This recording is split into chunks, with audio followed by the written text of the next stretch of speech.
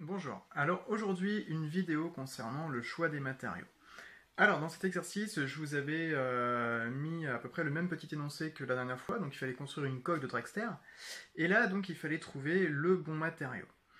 Alors, il y avait un tableau qui était à compléter. Dans ce tableau, il y avait plusieurs colonnes, il y avait le bois, les matières plastiques, par exemple du PVC, ce qu'on peut trouver en salle de technologie, et tout ce qui est lié aux matériaux métalliques. Ensuite, il y avait plusieurs lignes. Une ligne avec à l'intérieur plusieurs sous-lignes, hein, une ligne concernant l'aptitude au formage. Alors, le formage et non pas le fromage, le formage en fait c'est l'aptitude à être travaillé. Par exemple, est-ce que le matériau peut être plié? Est-ce qu'il peut être découpé? Est-ce qu'il peut être percé, soudé et ainsi de suite? Ensuite, il y avait une autre grande ligne qui s'appelait la propriété des matériaux. En propriété, ça peut être l'aspect physique, la rigidité et ainsi de suite.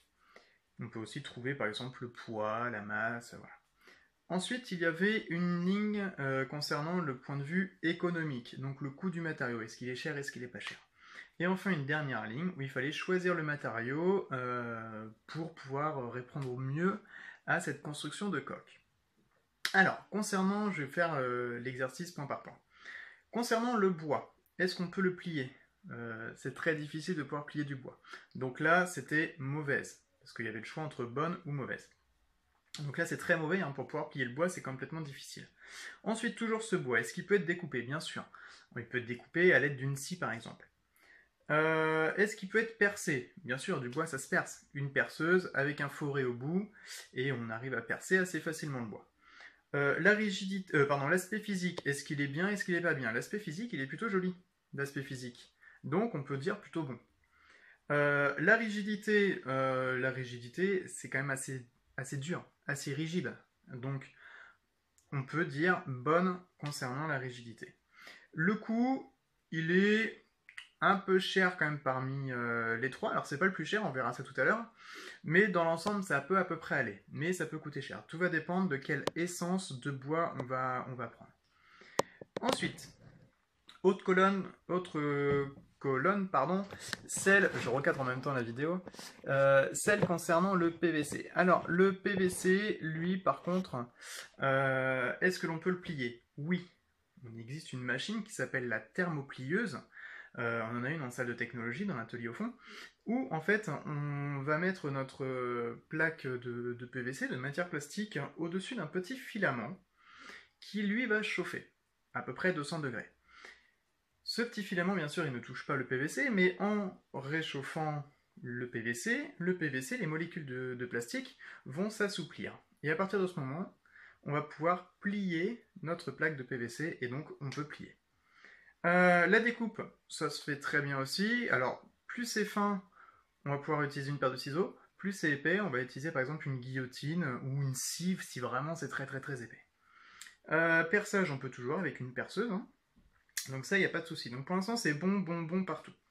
L'aspect physique. Alors l'aspect physique, moi, mon point de vue, ça serait mauvais parce que du PVC, du plastique, c'est basique. C'est basique. Par contre, l'avantage du PVC, c'est que l'on peut trouver plusieurs types de couleurs complètement différentes. Donc là, ça peut être aussi intéressant. Si vous avez marqué bon, ça serait bon. Si vous avez marqué mauvais, c'est bon, c'est bien aussi. Il n'y a pas de souci là-dessus.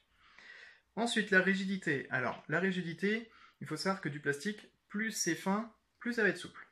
Donc, pour une coque, on peut quand même avoir quelque chose de rigide. Ça va pas non plus être du caoutchouc où ça va bouger dans tous les sens. Le coût de la matière plastique, par contre, ça coûte pas cher. Donc là, on est plutôt bien au niveau coût. Et le choix du matériau, donc on fera après le choix après. Ensuite, concernant les matériaux métalliques. Alors, est-ce que c'est facile à plier? Non. Alors, on peut plier, il n'y a pas de souci là-dessus, mais c'est très difficile à pouvoir le plier, parce qu'il faut pouvoir le chauffer à une très très forte température pour pouvoir le plier. Ensuite, l'aptitude au découpage. Est-ce que l'on peut découper des matières métalliques? Oui, on peut découper. Par contre, c'est mauvais aussi. Il faut utiliser des machines, par exemple des machines à découpe laser et ainsi de suite, où c'est plutôt très difficile. Ou alors une scie à métaux. Mais dangerosité derrière. Pour notre coque, c'est vraiment mauvais de pouvoir prendre ça. Ensuite, l'aspect physique. Alors le métal, on n'a pas trop le choix de la couleur. Sauf si on met un coup de peinture, mais le métal comme ça pur, il n'y a vraiment pas trop de choix au niveau des couleurs. C'est souvent gris et c'est souvent froid au toucher. Donc mauvais. Rigidité, par contre, oui, là une très très bonne rigidité, c'est quand même, ce n'est pas souple du tout, c'est bien rigide, ça va être très résistant s'il y a un choc ou des choses comme ça.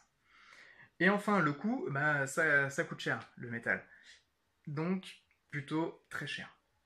Alors, je reprends. Nous avons le bois, le PVC et les matériaux métalliques. Pour notre coque ici, on va plus choisir le PVC. Pourquoi? Parce qu'on a tout en salle de technologie pour pouvoir le découper, le mettre en forme, et en plus ça coûte le moins cher par rapport au métal et au bois.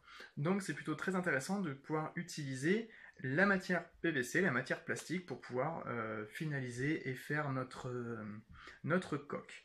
Sachant que vous avez vu sur le plan qu'il y avait juste au-dessus du tableau, on faisait tout d'une seule même pièce. Donc il fallait bien couper, bien percer. Et ici, le PVC, c'est vraiment le meilleur des matériaux pour pouvoir faire ça.